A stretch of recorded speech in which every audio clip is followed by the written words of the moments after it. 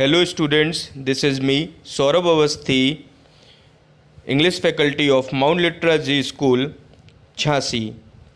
Today I have brought chapter number 4, that is a truly beautiful mind from Beehive textbook of English for class 9th. We are going to discuss about this chapter, a truly beautiful mind, and this here students we are going to discuss about the beautiful mind of Albert Einstein.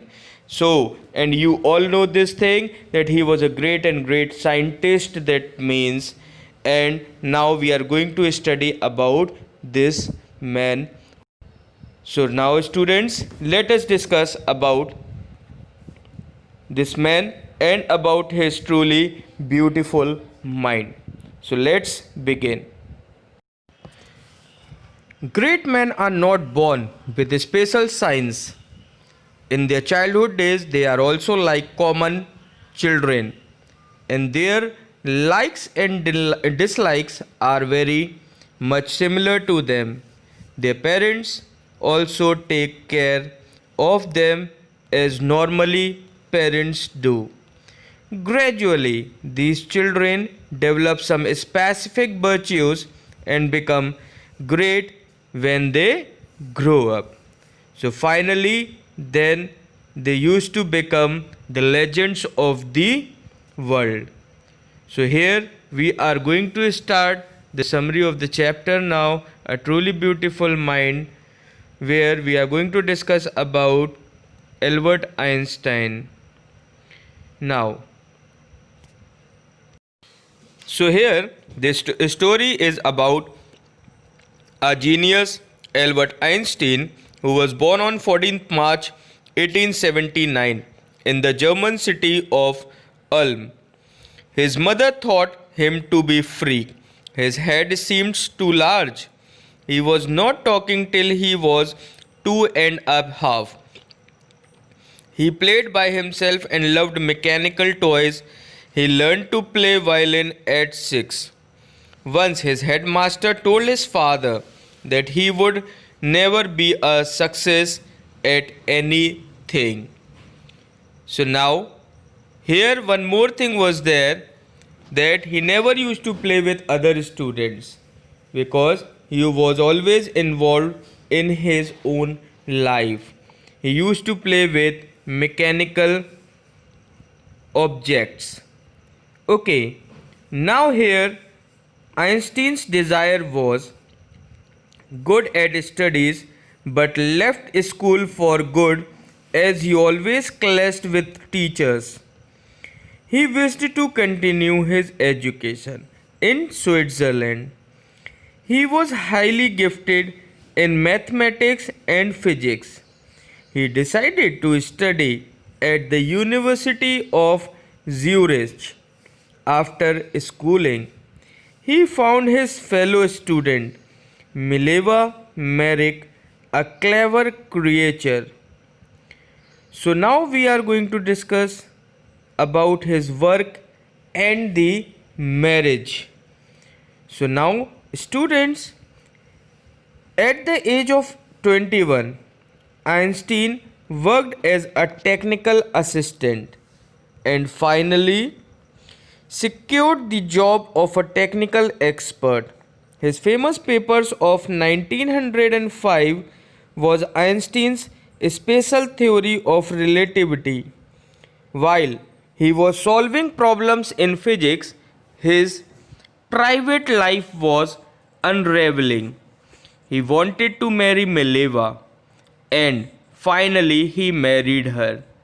But they could not live together, and finally the couple divorced in 1919. Later, Albert married his cousin the same year, and the name of the cousin is Adela, to whom he got married. And after then, his life started changing and he started doing progress. And very soon, he also got his Nobel Prize for Physics. Let's discuss about his Nobel Prize now. Einstein published his general theory of relativity in 1915. The newspapers proclaimed his work as a scientific revolution. He received the Nobel Prize for Physics in 1921 and was lauded by the press all over the world. So now, after getting name and fame, he became very famous at that time, very popular in the country, and now he was living quietly and silently over there. But now the time started changing. Now, immigration, what he did, that means to US now.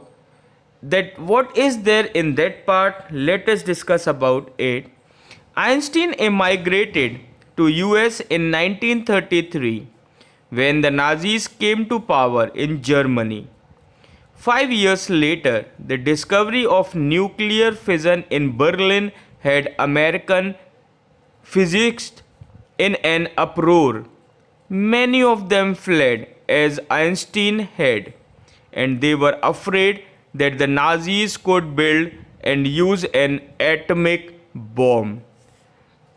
My dear students, you must have heard before this also the bomb which was thrown on the part of Japan, that means two places which are known as Hiroshima and Nagasaki.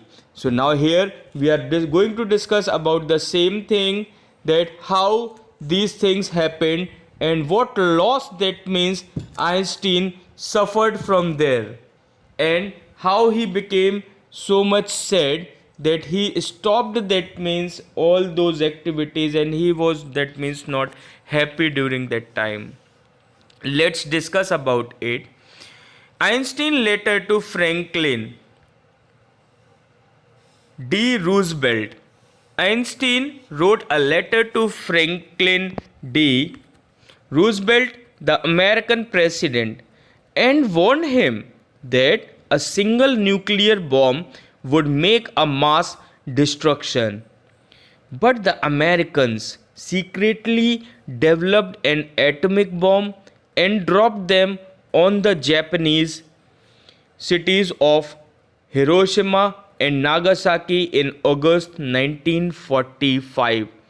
And that was the turning point for Albert Einstein's life also. Then he started, that means, politically joining political rallies and all, that means he became a part of that, and then he was working actually for peace, just to stop all these activities. He started working on that, and then because he was full of sorrow at that time, he was not having peace in his life, because he stopped that government from doing all those things. But because of those mistakes, the whole life was destroyed of those people who were living in Hiroshima and Nagasaki. Now, coming to the Einstein's sorrow part now. Einstein was deeply shaken by the destruction caused by the atomic bombs. He proposed to the United Nations for forming a world government, but his letter made no impact once again.